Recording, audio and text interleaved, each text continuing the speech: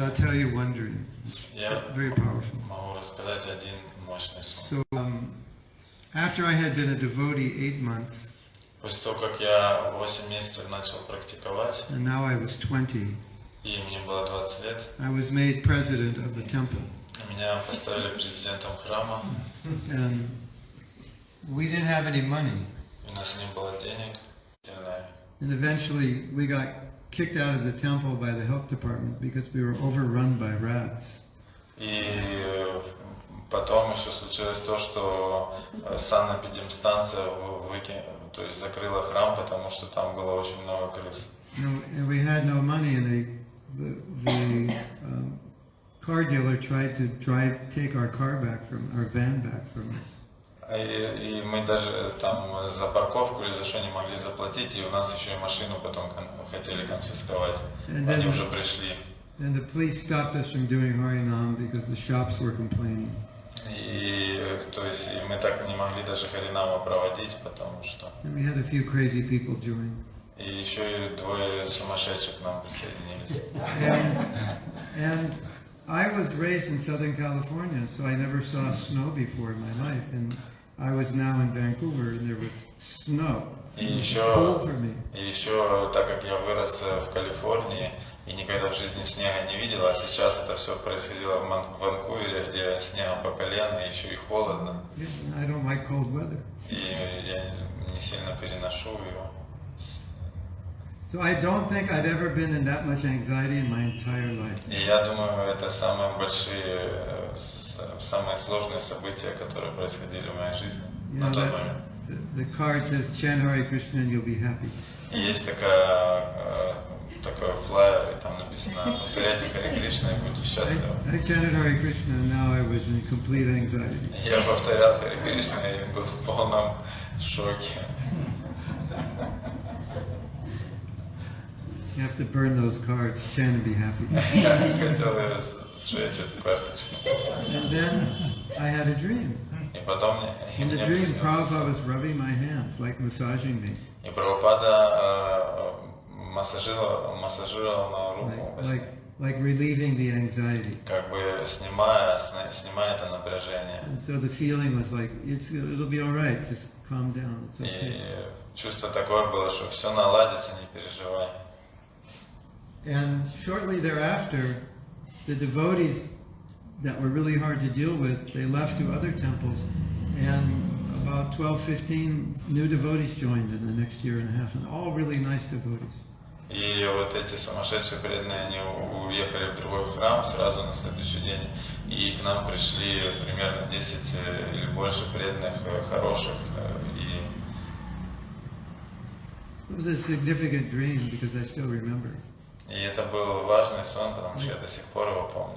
How many of you can remember a dream? I mean, this was 51 years ago, so some of you are not that old, but could you imagine remembering a dream 51 years later? И то есть представьте, прошел 51 год, и я до сих пор помню этот сон.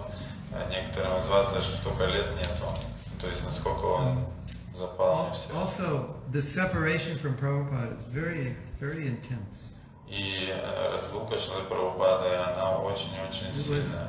For all of us, it was a huge traumatic experience when Prabhupada left. И для всех нас это было ужасно, когда Шрила Прабхупада ушел. It was so traumatic that for some devotees it just destroyed them.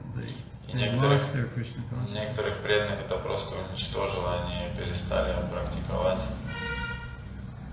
Because an ISKCON with Prabhupada and an ISKCON without Prabhupada is much different. Потому что ИСККОН, который с Шрилой Прабхупады, и ИСККОН после его ухода, это 2 большие разницы. It was so hard on us after Prabhupada left. И такие сложные времена наступили после того, как Шрила Прабхупада ушел. I've had many, many dreams. У меня множество снов, in which I'm with Prabhupada. Когда Шрила Прабхупада, like the crowd of devotees and Prabhupada is there. И когда были много преданных, и Шрила Прабхупада был там. And in the dream I'm thinking, oh my God, Prabhupada is back. И я во сне думал, о Господи, Прабхупада вернулся. It just means that those days were so special. Это значит то, что те дни, они были такими особенными. That I'm hankering for that. Я за ними очень скучаю. So I have those dreams quite regularly. Not a lot, but I've had many of them. Ну, в общем, часто такое случалось, что были такие сны. And it's just like I have the dream, and it's like 1975, and everything is just fine. И такой сон, как что сейчас 75-й год, все хорошо. It's, Спасибо большое. А были вы ли во время, вы со Шрилой Прабхупадой во Вриндаване, и, может быть, расскажете, как в те времена, когда Шрила Прабхупада стал ездить во Вриндаван, вдохновляли ли преданных приезжать, может быть, что-то о Шриле Прабхупаде во Вриндаване? While during Prabhupada times, have you been here in Vrindavan with Srila Prabhupada, and what was the mood? Do Srila Prabhupada want devotees to come to Vrindavan, and maybe some story with Srila Prabhupada in Vrindavan? yes, I was here for the temple opening in 1975. Мы были здесь на открытии храма в 75-м году. At that time, the mood was Prabhupada wanted everyone to come to India every year for a month or 5 weeks. Тогда было настроение такое, что Шрила Прабхупада говорил, что каждый должен приезжать в Индию на хотя бы месяц или 5 недель, каждый год. And become rejuvenated. И заряжаться этим настроением. And then go back to the West and preach. И возвращаться на Запад и проповедовать. And then he had a smaller group of devotees staying here in Vrindavan to manage the temple. А небольшая группа преданных должна была жить во Вриндаване, чтобы управлять храмом. So, at that time, the preaching was in Delhi, not in Vrindavan. Тогда мы проповедовали в Дели, не во Вриндаване. So most of the preachers would not be in Vrindavan because there wasn't really much preaching to do, except to local people. Ну и во Вриндаване особо никого не было, поэтому все проповедовать они были в Дели. But people came, and Ayendra Prabhu kind of changed that mood. It's like, why do I need to go anywhere? Everybody's coming here. Но потом, когда многие приехали во Вриндаван, Индра Прабху немножко изменил это настроение. And if you can't do that, go to Mayapur. Если вы не можете, не выдерживаете, то живите в Майяпуре. Then Mahaprabhu is more merciful.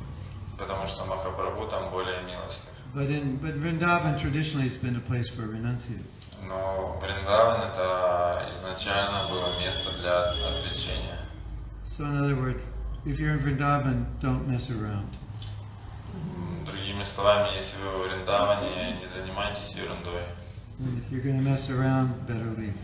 Если вы в этом настроении, лучше уехать из Вриндавана. Because it's offensive. Потому что это The оскорбительно. reactions will be stronger. Потому что и те последствия, которые вы получите, они намного сильнее. I've lived in Vrindavan for many years, and I found it to be amazingly powerful. Я жил во Вриндаване много лет, и я понял, что это очень могущественное место. And I preached a lot, and in Vrindavan I was working at the VIHE. Я проповедовал много, а во Вриндаване я работал в VIHE. And I was training preachers who would go out and preach all over the world. So I felt that was even a greater service. И мы тренировали тех людей, которые будут проповедовать по всему миру. Поэтому я думаю, что это удивительное служение. As far as I know, Prabhupada's mood here in Vrindavan and in India in general was that we as Westerners weren't really equipped to do things well in India, so he had to always be supervising everything. И такое было понимание, что чтобы что-то делать здесь хорошо, люди с Запада очень сложно, потому что менталитет другой. Поэтому он все время нас пытался наставлять.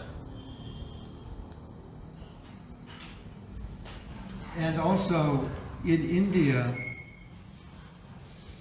Prabhupada used to have darshans in the afternoon and let practically anybody in to see him. And he was apparently more relaxed in India. This was his home. И в Индии вот, даршаны, которые давал Шрила Прабхупада, они были практически для всех, и его настроение оно было более расслаблено, чем на Западе.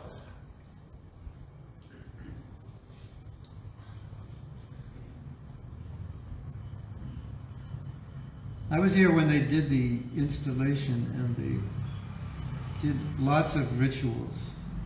Я здесь был, когда они устанавливали божеств и проводили эти долго церемонии большие.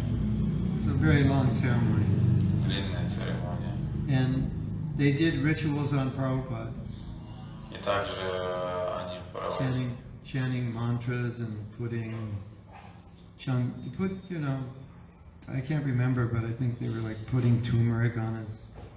Что-то, в общем, они с Прабхупадой тоже делали, и они там покрывали его куркумой, еще чем-то. Tying his wrists with sutras. Что-то там, какие-то сутры вешали. Chanting mantras, throwing rice, the whole thing. Ну, в общем, все делали, вот это, кидали рис, там, мантру. I was right next to Prabhupada watching him because I thought this is really weird. He's just sitting down and letting these Brahmins do all these things to him. И тогда я был как раз рядышком с Шрилой Прабхупадой, и я знал, что ему это все не нравится, но я смотрел, наблюдал за ним и видел, как он позволяет этим браманам все это делать. The reason he did it was because these were standards for temple initiations in Vrindavan. Что это такой был стандарт становления храма во Вриндаване. And if he didn't do it, then the people would think this is not a genuine temple. И если бы он этого не сделал, то местные жители они бы подумали, что это не настоящий храм. But if that wasn't the case, he wouldn't have. Прабхупада, он очень многое терпел для того, чтобы проповедовать. And I could tell you something Prabhupada said about fans. I remember this from the lecture, probably the day after the installation. И кое-что он говорил о вентиляторах. Это было, по-моему, на лекции после инсталляции. It's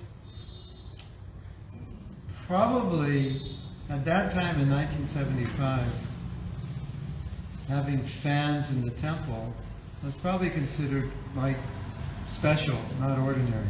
И, возможно, в то время, в 1975 году, вентиляторы в храме, это было что-то такое не особенное. So it was very, very hot. И было очень-очень жарко. We were all very, very hot. И мы были тоже очень жаркие. And Prabhupada in the lecture pointed to the fans. И Шрила Прабхупада обратил внимание на лекции на вентиляторы. And he said, "You are thinking these fans are very nice." Вы думаете, что эти вентиляторы это очень хорошо? Because they're cooling you off. Потому что они вас охлаждают. He said, but the fact is, it's quite miserable out here. Но по факту, на самом деле, мы находимся в очень ужасном положении. Because it's so hot.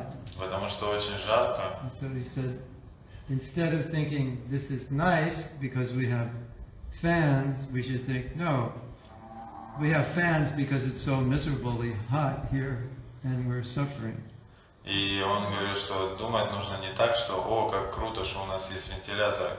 Думать нужно так, что как здесь ужасно, жарко, и поэтому нам нужны вентиляторы. I think Prabhupada's point was that we make things so comfortable that we forget that we're actually getting old and dying and there's misery in this world. И смысл, что хотел донести Шрила Прабхупада, что мы настолько искусственным комфортом себя окружаем, что зачастую забываем, что мы просто находимся в плачевном состоянии и стареем и умираем. But when Prabhupada did the Artik, it was like, we all felt like it was like a battle was just won, because it was so hard to make this temple.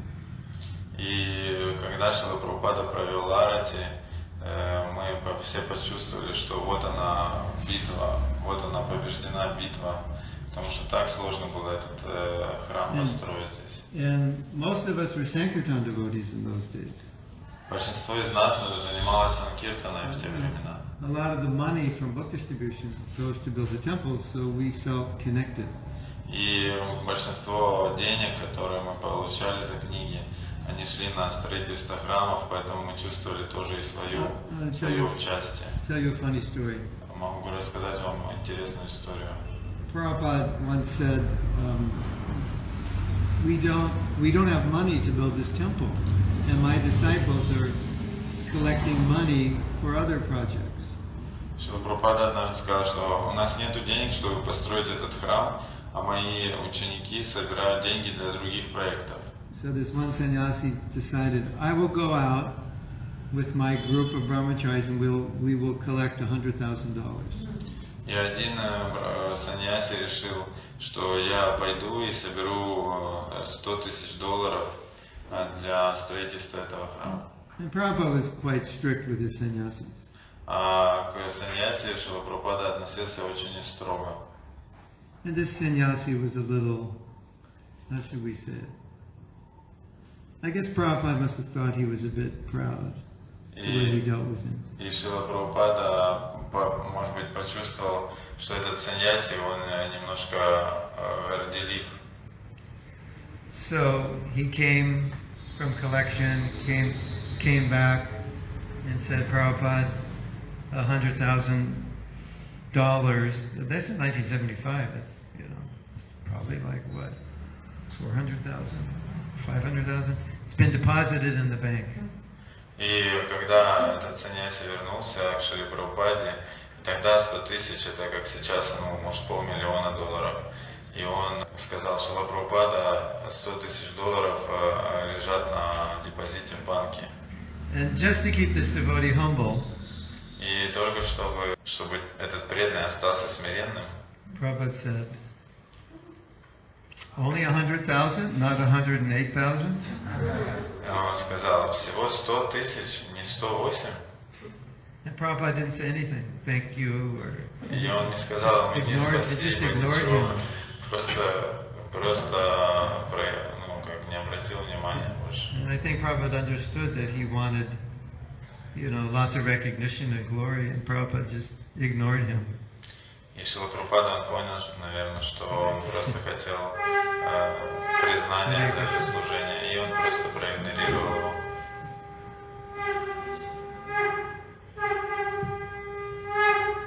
You probably heard this other story. Наверное, вы и вот эту историю тоже слышали.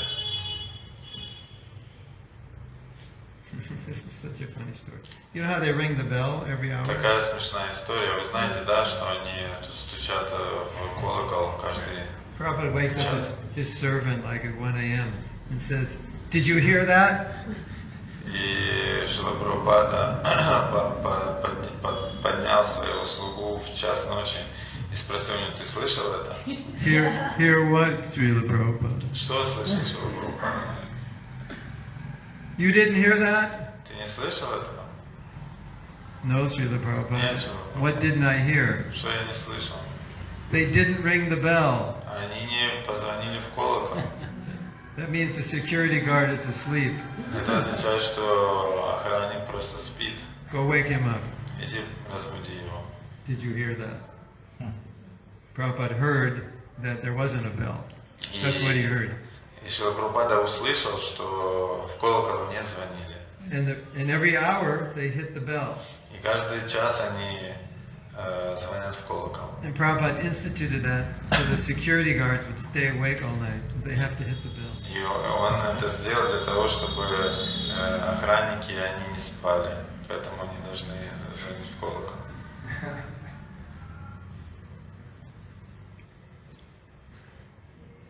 And then another story. И еще одна история. This is a funny story. You probably heard this story. Наверное, вы слышали о ней. There was a devotee who would always recite prayers to Srila Prabhupada from Bhagavatam or other scriptures, glorifying the spiritual master, whenever Prabhupada was going out for a morning walk. И был такой преданный, который постоянно цитировал молитвы, прославляющие духовного учителя из Бхагаватам и других писаний, когда Шрила Прабхупада шел на утреннюю прогулку. To appreciate this story, I have to describe this devotee. И чтобы мы как бы поняли суть истории, то я должен написать этого преданного. It's kind of like a character out of a movie. Он как бы его типаж как из фильма. It's kind of like everything he does is funny, but he's not trying to be funny. И как вот все, что он делает, это все смешно, но при этом он на полном серьезе это все делает. Doesn't do things the way everybody does things. It's always different. И он никогда не делает все так, как все остальные. Он всегда по-другому So делает. Prabhupada would be coming out and he'd be, "Oh, Srila Prabhupada, you are the captain of the ship to help us cross over the ocean of Kali-yuga." И он так вот, когда Шрила Прабхупада выходил, он говорил: «О, Шрила Прабхупада, вы капитан корабля, который помогает пересечь нам Кали-югу.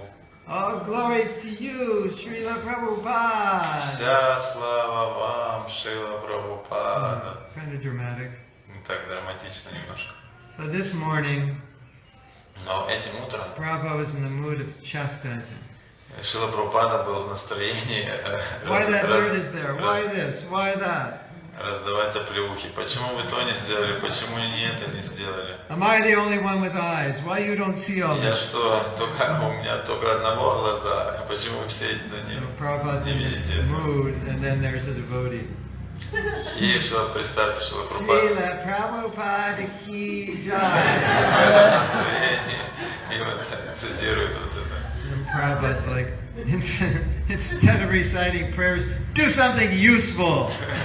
Don't you see the dirt here? Clean it. Шрила Прабхупада смотрит на него и говорит: вместо того, чтобы говорить эти молитвы, сделай что-то полезное. Ты что, не видишь? Здесь грязно, просто вымой это. Okay, one last question. И последний вопрос.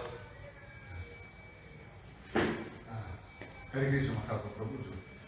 А вопрос такой: нет привязанности к Кришна-лиле, не влечет